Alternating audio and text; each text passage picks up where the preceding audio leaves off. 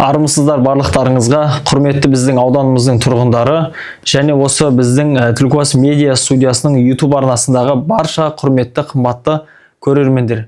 Бізде бүгін керемет әдеттегідей кезекті сұхбатымыз ауданымыздың және осы Түркістан облысының құрметті азаматы бүгінде арнайы барша жұмыстарын жиыстырып төрімізге келіп отырған осы Түлкібас ауданының ардагерлер ұйымының төрағасы Қасымбек Сәтбай Нұрлыбайұлы. Көке, қош келдіңіз. Рахмет. Енді арнайы сізді қартымыз деп, қариямыз деп және осы ауданымыздың төріндегі арнайы көшбасшы болып жүрген ардагерлер ұйымының төрағасы деп арнайы төрімізге шақырып, сізбен бір керемет сұхбат жүргізсек деген ниетіміз бар еді. Рахмет. Төрімізге қош келдіңіз. Жағдайларыңыз барлығы жақсы ма? Жақсы, жақсы. Енді арнайы сізді төрімізге шақырғаннан кейін, сізде енді бұндай эфирге бірінші рет шығып тұрған жоқсыз.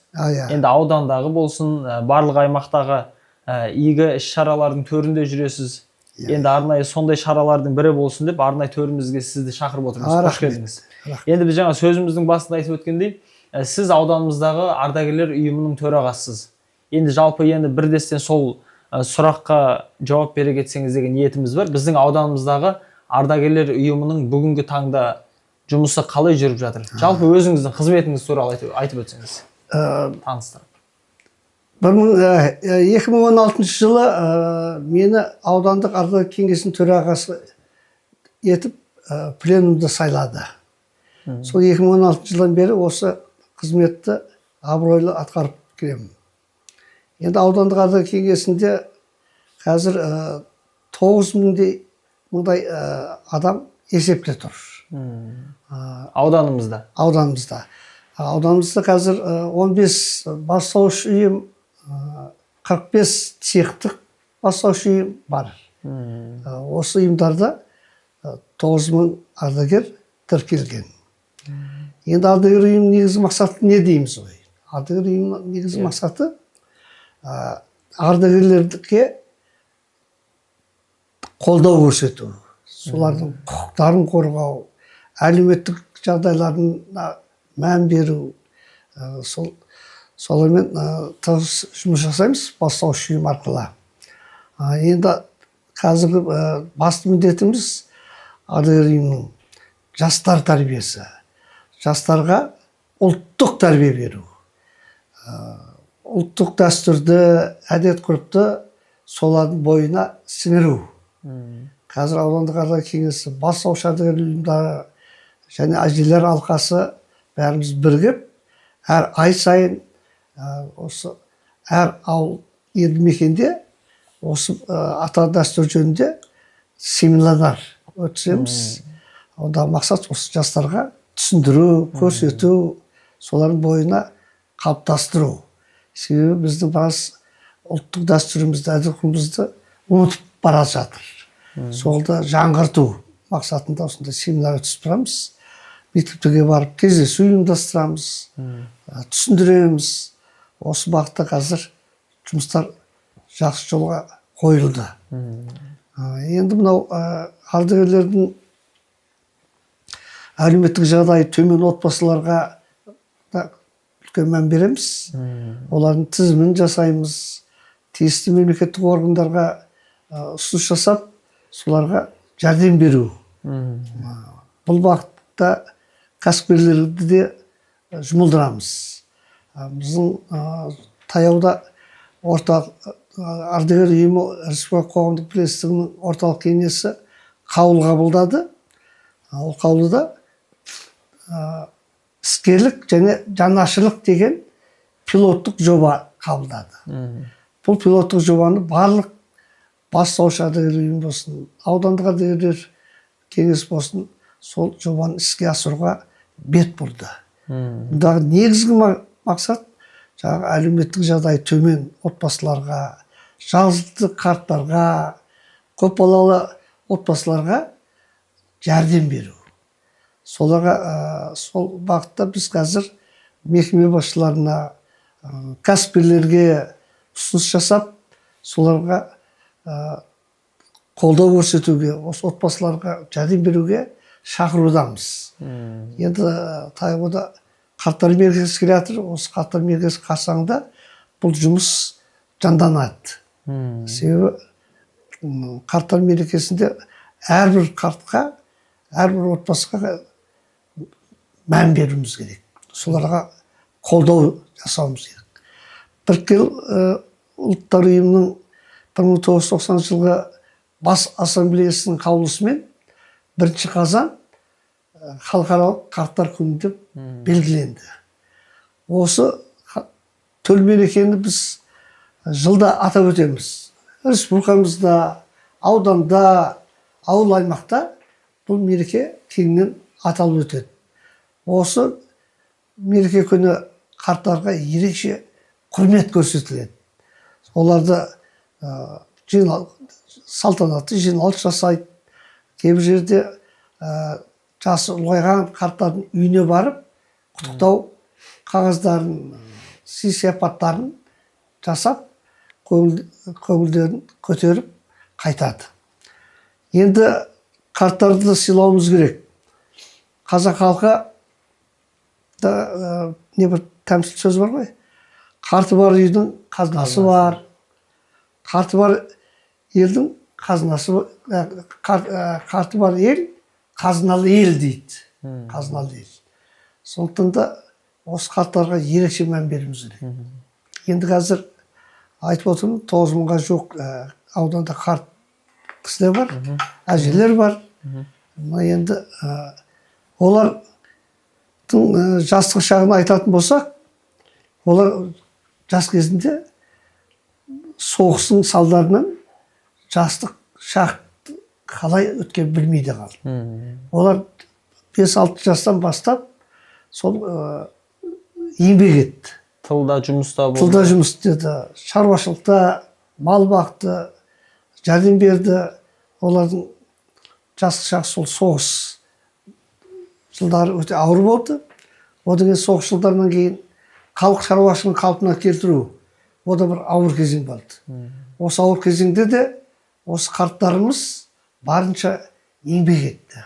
Барынша еңбек етіп, осы еліміздің нығаюына, экономикамыздың дамуына көп үлес қосты.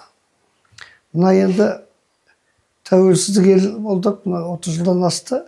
Осы тәуелсіздіктің де іргесін қалауға біздің қарттарымыздың ерен еңбегі бар. Тәуелсіздік жылдар өте қиын жылдар болды. Шаруашылықтар таратылып, өндірістер тоқтап, сондай ауыр кезеңде осы қарттарымыз бәрі еңбек етті. Мен тыбай қазір еліміз аяғынан нық тұрып, тәуелсіз ел болып, бүкіл дүние жүзі танитын мемлекетке айналдық. Экономикамыз өсті, әлеуметтік жағдайымыз өсті. Осы өсуге сол қарттардың еңбегі өте зор. Енді Сәтбек көке, енді өзіңіздің осы аудандағы қызметті ойға қонымды етіп керемет түсіндіріп бердіңіз ғой. Енді сізді жаңағы әлеуметтік желілерде көріп отырамыз ғой, жаңағы Facebook парақшамыз бар, Instagram бар, осы ауданда арнайы қызметтік ұйымдардың өздерінің жеке парақшаларынан көріп отырамыз жұмыстарыңызды. Сіз енді жаңа сұхбаттың басында айтып өттіңіз, бізде әжелер ұйымы да бар деп. Әжелер алқасы. Әжелер алқасы бар деп. Енді бұл жерде көрермендеріміздің біздің жалпылама ауданымызда болсын, еліміздегі барша азаматтардың ардагерлер ұйымын біледі ғой. Енді сонымен қоса сіздермен бірге қатар әжелер алқасы туралы айтып өтсеңіз. Олар арнайы ұйым болып жұмыс атқарамыз? Әжелер алқасы арнайы ұйым емес. Әжелер алқасы аудандық ардагерлер кеңесі жанынан құрылған ұйым. Жанынан. Сондықтан да ол жұмысымыз бір. Енді әжелер алқасында қазір 60-тан астам әже бар. 80-нен астам. Оның төрайымы Ишенқұлова Гүлбөбе деген апа осы жұмысты жақсы атқарып жатыр. Әр ауыл округінде әжелер алқасы құрылды. Олардың төрайымдары сайланды. Олар сол халықпен, аналармен, әжелермен тығыз байланыста жұмыс істейді. Олар да осы ұлттық салт дәстүрлерді, әдет-ғұрыптарды насихаттауда зор еңбек етіп жатыр. Енді осы әжелер алқасының жұмысы осы ардагерлер ұйымымен тығыз байланыста ғой. Иә, соның жанынан құрылған ардагерлер кеңесіне қарайды олар. Енді сіздер нағыз ер азамат болғаннан кейін, ол кісілер әйел азаматшасы болғаннан кейін енді олардың және сіздердің өздеріңізге қатысты өздеріңізге тән жұмыстарыңыз бар ғой. Енді жаңағы біз парақшалардан байқап отырамыз, сіздер бірнеше жұмыстардың басқасында болып, мысал ретінде айтсақ, жаңа тұрғын үйге ие болған біздің ауданымыздың тұрғындарын құттықтап сондай іс-шаралардың басқасында жүресіздер. Және осы туралы айтып өтсеңіз, сіздердің осы жұмыс жоспарларыңызды өздеріңіз жасайсыздар ма? Мысалы бір мектептерге барып, оқушылармен кездесу, немесе бір жыл басында біз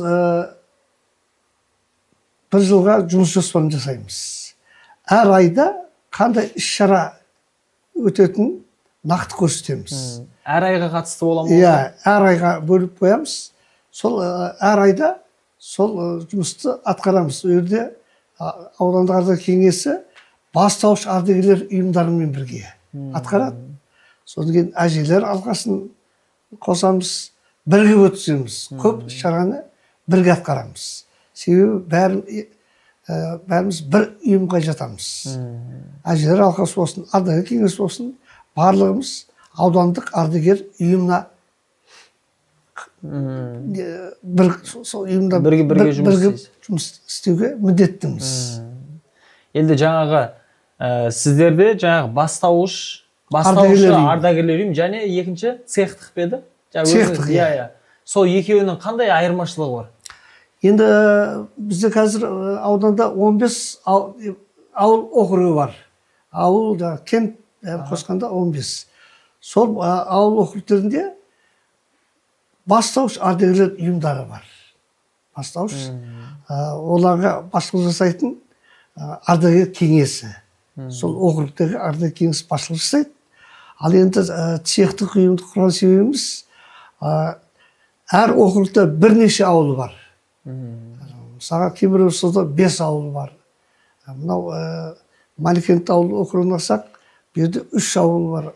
Сол әр ауылда цехтық ұйымдар ашылған. Бастауыш ұйымның цехтық. Себебі басқаруға жеңілдеу болады. Олардың бәрін орталыққа жинап, тапсырма беру қиындау. Сондықтан да жергілікті жерде жұмыс атқару үшін сол цехтық ұйымдарды құрдық. Олардың да атқаратын жұмысы біздің сол жоспарға сәйкес бірігіп атқарады.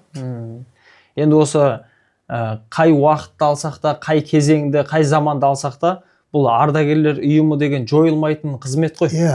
Енді біздің осы еліміз құрылғалы, біздің ата-бабаларымызды қай уақытты алсақ та, бұл ардагерлердің тек жұмыстарының атаулары өзгергенмен, олардың атқаратын қызметтері ешқашан өзгермейді ғой. Жастарға тура жол сілтеу, және осы еліміздің бағыт-бағдар беру, еліміздің салт-дәстүрі, әдет ғұрып, соның барлығын жандандырып, ұрпақтан ұрпаққа жеткізу ғой міндеттеріміз.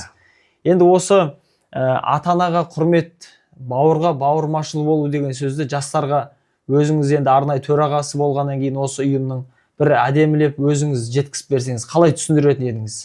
Ата-анаға құрмет, бауырларға бауырмашыл болу деген сөз. Енді қазақ халқында мынадай мақал бар. Алтын ұяң отан қымбат.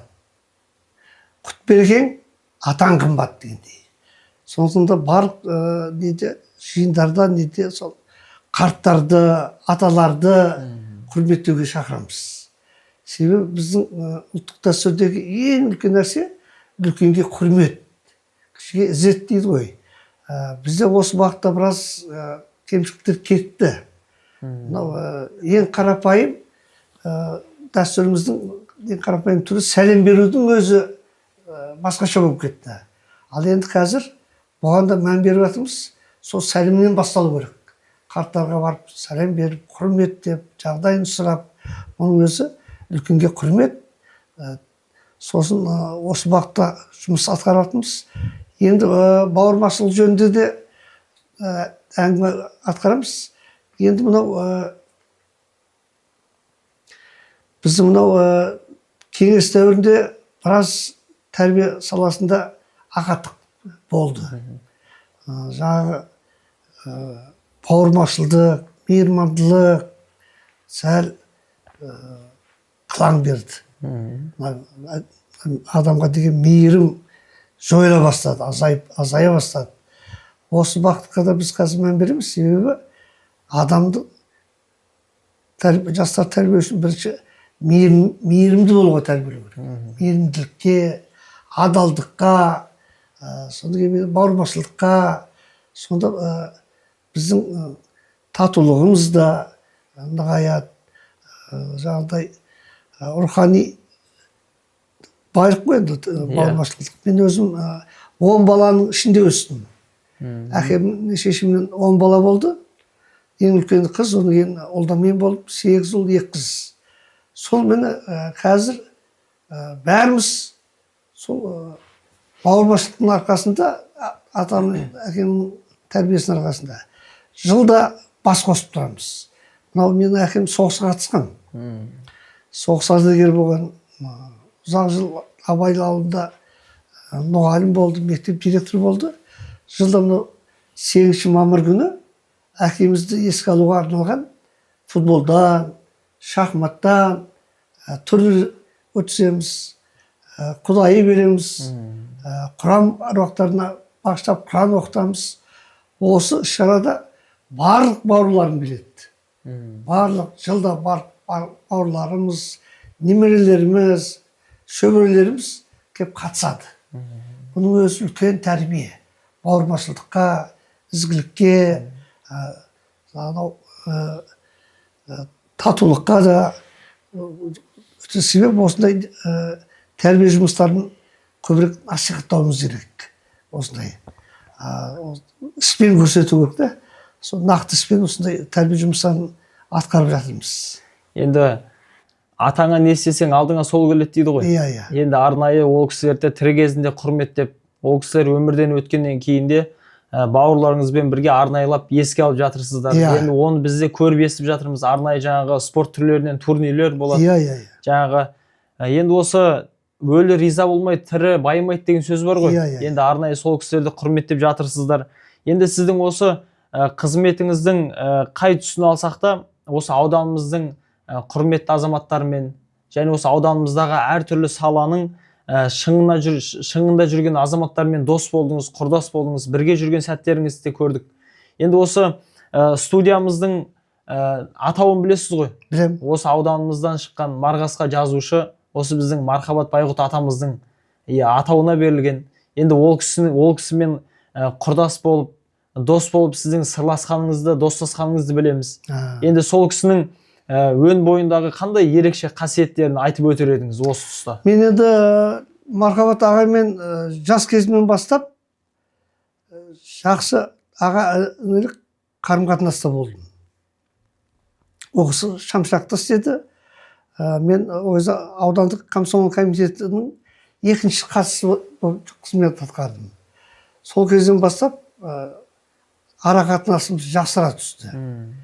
Енді Мархабаттың ерекшелігі оның өте қарапайымдылығы, оның тазалығы, кісілігі ерекше маған тәнті болатын. Сол кісіге еліктеп өстік қой енді. Көп нәрсені үйрендік. Адамгершілік, адамды сыйлау, адам құрметтеу сияқты жақсы асыл қасиеттерді сол кісіден үйрендім. Ол кісінің енді тұлға ғой енді. Сондықтан да мен осы Марқаңды ерекше сыйлап, 2013 жылы Мархабат мирас деген қоғамдық қор құрдым. Ол қоғамдық қордың мақсаты не болды? Осы жас өспірімдерді көркем әдебиетке баулу. Содан кейін Мархабаттың шығармаларын сол жастардың, оқушылардың арасында кеңірек насихаттау. Соларға әртүрлі шара өткіздік. Соның ішінде әсіресе айтайын дегенім, жылда Мархабат оқуларын өткіземін. Ондағы мақсат не? Сол Мақаң, басқа да жазушылардың, Шерхан Мұртазаның, Тұтқай Иманбековтың жазушылардың шығармаларын оқиды, көркем шығарма жазады, эссе жазады, өлең шығарады. Осындай шаралар арқылы біраз жастарды анықтадық. Осындай әдебиетке бейімділігі бар, жастарды олармен біраз сабақты өткіздік кезінде Мархабат шақырып, олармен сабақ өткізіп, сабаққа Әбілдай мақта қатысты, өлеңді қалай жазу керек, қалай не қылу керек деген сияқты. Осы бағытта сол жастарды сол көркем әдебиетке баулу мақсатында еді. Сол бағытта әлі жұмысымызды жалғастырып жатырмыз. Биыл Мархабат Байғұттың 80 жылдығы болды. Осы 80 жылдығына арнап Мархабатта оқуын өткіздік. 5 ай көлемінде. Сол әр мектепте сол Мархабаттың шығармаларын талқылап, талдап, соның драмалық қойылымдарын қойып, сол шығармаларын жазып, керемет әдеби кештер өтті. Мен оның біразына қатыстым. Жеңімпаздардың бәрін біз аудандық неге шара шақырып, сойды жақсы жетістікке жеткен оқушыларды марапаттадық. Ал құрмет грамоталармен, бағалы сыйлықтармен тауып істелді өтті. 80 жыл сол шарада осы жас әдебиетшілерді, жас қаламгерлерді сол елдің халықтың алдында марапаттадық. Енді сол өткізіліп жатқан іс-шараға қатысушылардың барлығы тек осы мектеп қабырғасында оқитын оқушыларға қатысты ма, немесе арнайы жаста шектеу жоқ па? Жоқ, бұл жерде оқушылар және жастар. Мынау мектеп жасындағыларды мектепте өткізеді, ал енді ауыл кітапханалары мектеп бітіріп қызмет жасайтын бар, жоғарғы оқу орнында оқып жатқан жастарымыз бар, солардың арасында өткізеді осы іс-шараны. Сөйтіп, сол әр ауыл округінің кітапханаларынан сол жеңімпаздарды аудандық байқауға қатыстырады. Енді осы сұхбатымыздың төрінде арнайы осы кісінің есімі берілгеннен кейін осы студиямызға, және ол кісімен сіз етене араласқаннан кейін сол кісіні де бір еске алып, арнайы бір сұрағымызды дайындап, және ол сұраққа керемет жауап алдық деп ойлаймыз. Енді осы өздеріңіз басы қасында болып жүрген, өздеріңіз ұйымдастырып жүрген жаңағы көркем әдебиетке жастарды баулу бағытындағы керемет іс-шаралардың барлығын қай-қайсысын алсақ та, бұның барлығы кітапқа байланысты ғой. Иә. Осы ауданымыздағы осы Шамшырақ редакциясын білесіз. Арнайы өзінің керемет жаңалықтарымен бөлісіп отырады. Барлық мекемелерге өзінің арнайы газет журналдарын таратып отырады, қызметтері бар. Енді осы ауданымыздағы, жалпы еліміздегі осы газет пен кітапты дамытудың қандай жолдары бар? Немесе осы газет пен кітапты оқуды дамытуда осы жастарға қалай жүзеге асыруға болады? Енді кішкене шындықты айтайық, жастарымызда, жас өрендер де кітап оқудан сәл алшақтау болып қалды. Шындығын айтайық. Себеп бәрі қазір интернетпен айналысады, ұялы телефонмен көреді, содан кітап оқуға уақыт бөле бермейді. Біз мынау Мархабат оқуларында өткізген мақсат не? Соларды кітап оқуға қызықтыру. Біз әр байқауда қомақты қаржы бөлеміз. Соларға сый-сияпат жасауға, құралақан қалдырмай, бағалы сыйлық алуға, ода бір қызықтырудың бір жолы деп ойлаймын. Енді жалпы мынау біздің де облыста қорды құрғандағы мақсатымызда ол тек кітап оқу бір, екінші осы облыстағы көрнекті ақын жазушылардың потенциалын пайдалану. Соларды жастарды, оқушылардың кездесуін ұйымдастырып, соларға қызығушылығын арттыру бағытында да біраз жұмыстар атқардық. Мысалы, осы облыстағы атақты жазушылардың көпшілігі келді. Осы Мархабат оқуының аясында, мысалы, марқұм қайтыс болып кетті, Байділла Қонысбеков келді. Одан кейін анау Әбілдай Мақ деген ақын жиі келетін. Одан кейін анау Есенғараева да келді. Одан кейін анау Тоқтасын деген жазушы бар. О да бірнеше мәрте келді.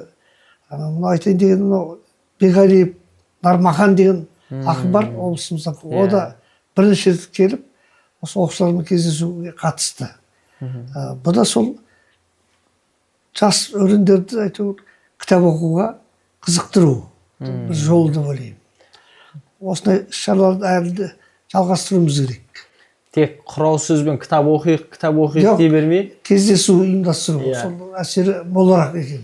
Енді тек жастарды кітап оқуға шақыра бермей, сол кітапты жазған немесе сол кітаптың ішіндегі шығармалардың авторларымен арнайы сұхбат жүргізіп, соларды шақырып, жастарды сол жағынан да қызығушылығын оятуға болады дейсіз ғой? Болады.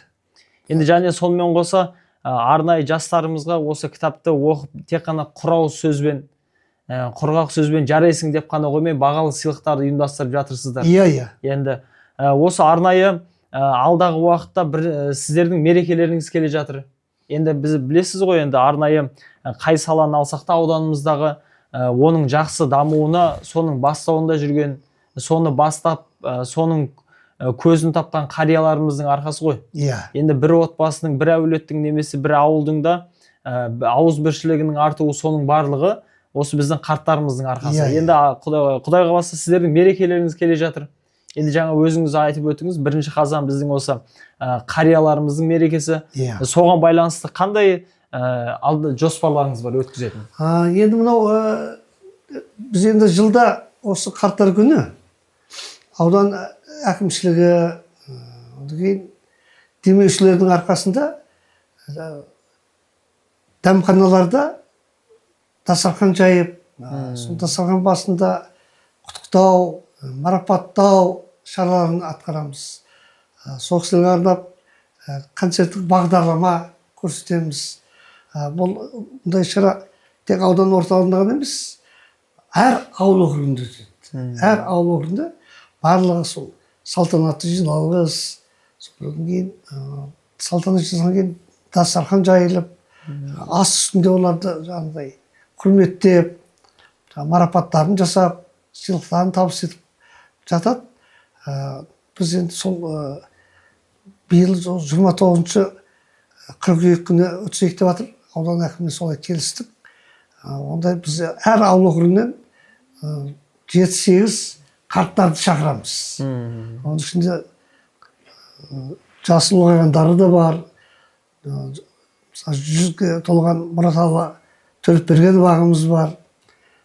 Сынау 90-ға таяп қалған Өміртай Қалықұлов, Керімқұлов Әбілдабек, Айғарай Нұрпапа, Бекжанов Жарылқап сынды абыз қарияларымызды шақырамыз. Сөйтіп сол 150 адам осы аудан орталығындағы іс-шараға қатысады. Әр ауыл округіне барып тағы да жалғастырамыз. Содан кейін біраз денсаулығына сәйкес жүре алмаған қарттарды үйіне барып құттықтаймыз. Үйіне барып құттықтап, сый-сияпаттарымызды жасап, көңіл бөлеміз оларға да. Соларға сол кәсіпкерлерді, мекеме басшыларын шақырып үндеу жасаймыз. Оларды қолдап, қарттарға жақсы мән береді. Енді осы мерекенің бастауындағы ең үлкен іс-шаралардың бірі осы біздің ауданымыздың орталығында өтеді дедіңіз. Және осы біздің ауданымыздың басқа аймақтарындағы іс-шаралардың барлығы осы мерекеге қатысты. Барлығы бір күнде өте ме, немесе арнайы жоспар бойынша күндері бар ма өтеді? Әр ауыл округі өздерінің ыңғайлы күніне бар. Бірақ көпшілігі 1 қазанда өткізеді. Кейбір ауыл округінде 30-40 қыркүйекте өткізеді. Осы 2 күні сол шара барлық ауылды мекенде атап өтіледі. Енді осы мерекелеріңізбен құттықтаймыз. Енді арнайы мерекенің алдында сіздердің уақыттарыңыз болмай қалатын шығар деп арнайы мерекеге дейін шақырып сұхбат жүргізіп отырмыз ғой. Рахмет айтамын. Енді арнайы сұхбатымыздың өтіп жатқанына да бір жарты сағатқа жуық уақыт болып қалды. Рахмет. Енді арнайы сіздің қызметіңізге қатысты сұхбаттар болды, сұрақтарымызды қойдық. Атқарылып жатқан жұмыстарға қатысты сұхбаттарыңызды тыңдадық. Енді осы сұхбаттың арасында берген жауаптарыңызда өзіңіз көп балалы отбасынан шыққаныңызды айтып өттіңіз. 10 баланың арасында. Және арнайы қазіргі уақытта сол бауырларыңызбен кездесіп отыратындығыңызды да білдік, естідік. Енді жалпы осы арнайы жеке өміріңізге қатысты сұрақ болсын, өзіңіздің ойыңызға қатысты. Сіз үшін жалпы өмірдің мәні не деп ойлайсыз? Енді арнайы қызмет жасадыңыз, зейнетке шықтыңыз. Қазір зейнет жаста да қызмет жасап жүрсіз ғой. Енді көріп жатырсыз, уақыттан, заманнан қалмай. Осының барлығын салыстыра отырып, өмірдің мәні не деп ойлайсыз? Енді өмірдің мәні, мен енді ойымша, халыққа қызмет ету. Ең негізгі мақсат халыққа қызмет ету, елімізге еңбек сіңіру деп ойлаймын. Сен мені жастайымнан сол аудандық комиссия комитетінде істедім, бар осындай қызметте сол тек халықпен жұмыс істедім. Халықпен. Сондықтан да халықпен жұмыс істеу бір жағы жауапты, бір жағы құрметті, сондықтан да сол халықпен жұмыс істегенді өзім өте жақсы көремін. Сондықтан сол жұмыстан аянбаймын. Себебі ел үшін қызмет етуден артық бақыт бар ма? Елге қызмет жасау керек, мүмкіншілігінше. Енді тал бесіктен жер бесікке дейін шама шарқын келгенше қызмет жасау дейсіз ғой, өмірдің мәні. Енді арнайы адал қызмет жасап жатсаңыз, елдің алғысын алып, бір істің көзін тауып жатсаңыз, осы халықтың берген батасы ғой, ең үлкені. Жаңағыдай сені өмірге алып келген, немесе сені атаңа рахмет деген сөздің, сондай сөзді есту ғой біздің қарттарымыздың еститін ең үлкен алғысы. Енді осы арнайы қызмет жасағанда, жаңа өзіңіз айтып өттіңіз, қызметімнің барлығы халықпен бірге дедіңіз. Енді қазір арнайы осы жасқа келгенше әлі күнге дейін қызмет жасап, енді біз ауданымыздағы кейбір қарияларымызды алсақ, енді арнайы зейнет жасқа келгеннен кейін демалып, үйінде жаңа бала шағасының өзінің ұл-қыздарына, немере шөберелеріне қарап отырады. Сіз енді қарап біліп отырмыз, арнайы сіз демалмай, керісінше сол демалып жатқан құрдастарыңызды осы мерекеде құттықтап жатырсыздар. Енді осы халық арасында жүргеннен кейін біз жастарды жаңағы сәлем беру деген мәселені қозғадыңыз, осы ауданымыздағы өзекті. Одан басқа, жалпы ел арасында жүргеннен кейін басқа жаққа көз жүгіртпей-ақ қойық, енді басқа жаққа топырақ шашпайық, біздің ауданымызда қандай өзекті мәселелер бар деп ойлайсыз? Енді ауданымызда айтар едім, сол жастар арасындағы тәрбиені әлді күшейту керек. Жастар арасында. Себебі жастардың арасында тәртіп бұзушылық бар. Мектептерде әлім жетілік ода бар. Одан кейін мұны айтайын дегенім, қазір мынау синтетикалық не бар ғой,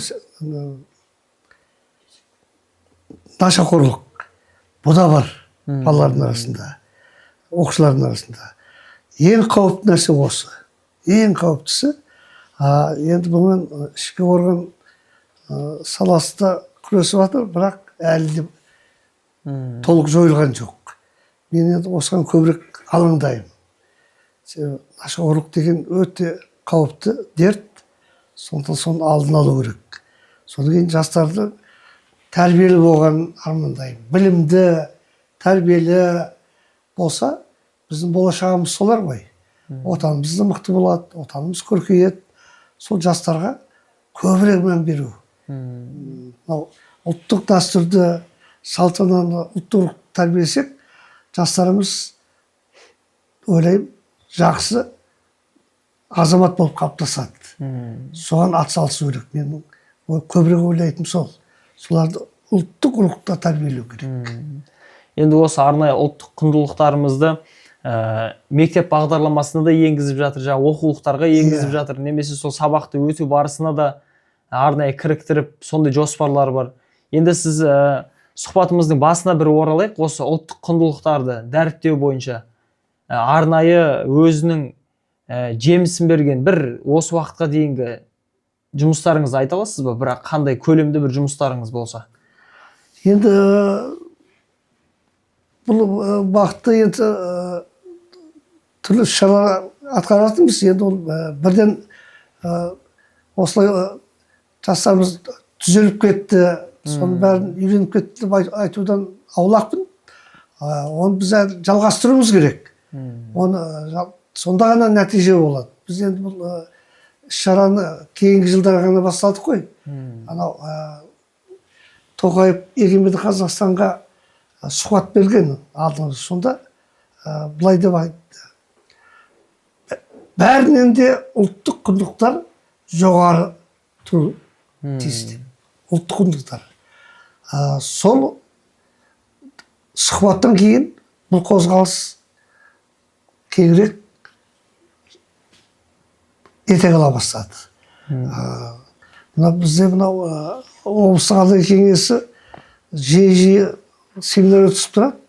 Былтыр Созақ ауданында көшпелі семинар болып, сол кезде сол көшпелі семинарда жас ұрпақ тәрбиесіне бетбұрыс деген жоба қабылдады.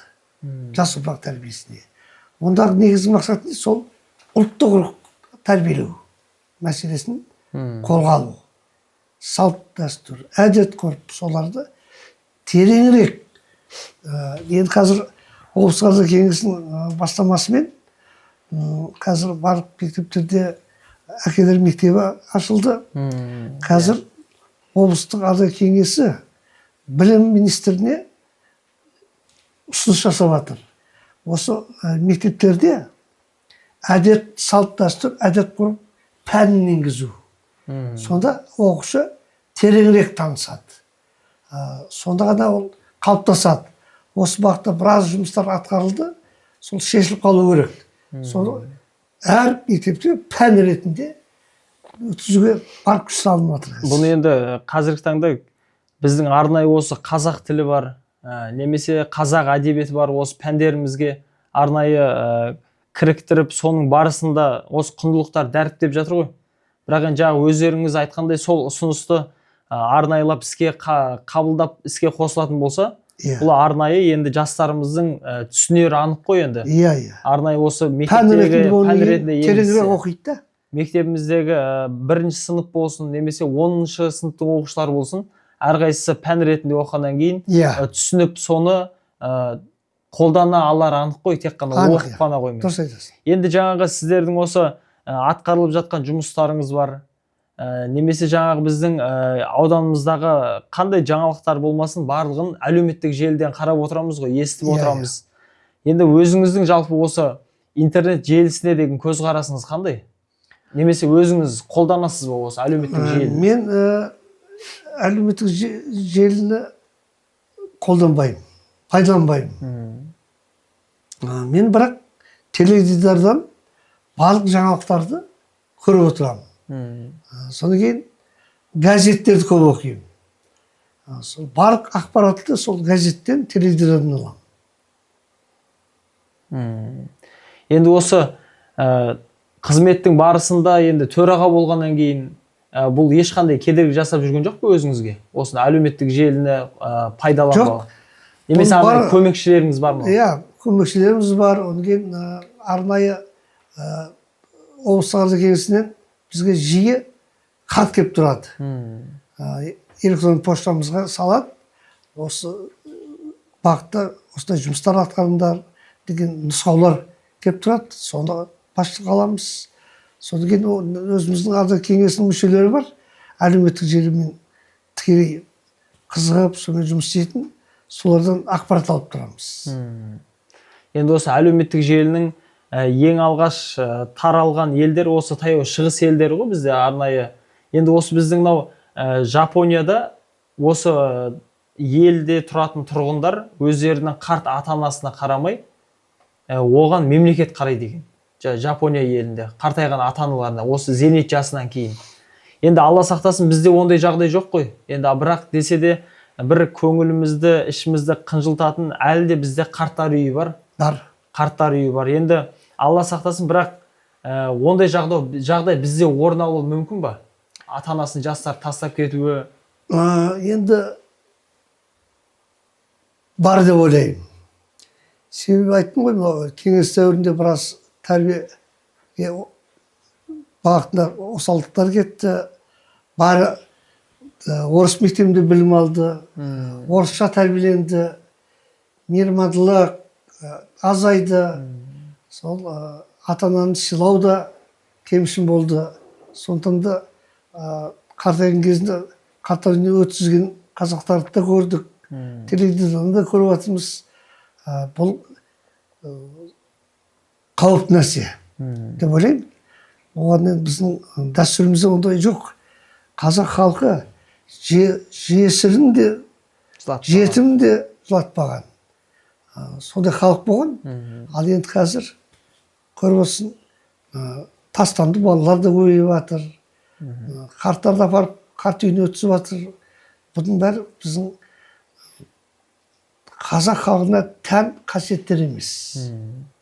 Енді бәрі бізге сол батыс елдерінен жұққан дерт деп ойлаймын. Енді осының барлығы ұлттық тәрбиенің аздығынан ғой. Иә. Енді арнайы бала кішкентай кезінен бастап бесікте жатқан кезінен бесік жырын естімесе, Иә. енді тәй басып келе жатқанда ата әжесінің ертегісін естімесе. Сол бауыржанның айтқан сол, бесік жырын айтпайтын анадан қорқам, ертегі айтпайтын әжеден қорқам деп бауыржан момышұлы айтып кеткен. Сол шынында да солай болып жатыр. Енді осының барлығы жаңа ұлттық тәрбиеге кіріп кетеді ғой. Иә. Енді ұлттық тәрбие дейміз, осының ішінде біздің құндылықтарымыз өте көп қой. Енді салт дәстүріміз бар. Оның ішінде жаңағы біздің мақал мәтелдеріміз бар. Енді барлығы бір-бірімен тығыз байланысты ғой. Осы қазір халық арасында біздің осы ата бабаларымыздан келе жатқан ұлттық дәстүрлеріміз, салттарымыз сақталып келеді ме қазір? Өзіңіз енді көріп жүрсіз ғой халық арасында. Енді сақталып келе жатыр. Енді кейбір нелер жойылып кеткен шығар. Мысалы, қыз ұзату ұлттық дәстүріміз бар. Сүндет той, бесік той сияқты. Одан кейін анау тұсау кесу. Бұлардың бәрі ұлттық дәстүр, бұлар енді сақталып келе жатыр. Әлі ұмытылып бара жатқан дәстүрлерді қалпына келтіру керек. Енді Сәтбай көке, сіздерге үлкен алғыс білдіреміз. Енді арнайы ортамызға келіп сұхбат бердіңіз. Енді бірнеше дайындаған сұхбаттарымызға, арнайы жазған сұрақтарымызға керемет ойға қонымды жауап алдық деп ойлаймыз. Енді бұл енді ауданымыздағы ең алғашқы болып ашылған медиа студия ғой. Иә, білем. Енді қазір осы YouTube желісінде бір әлеуметтік желіде таралады. Сіздің жаңаға берген жауаптарыңызды халық арасындағы біздің осы көрермендеріміз көреді.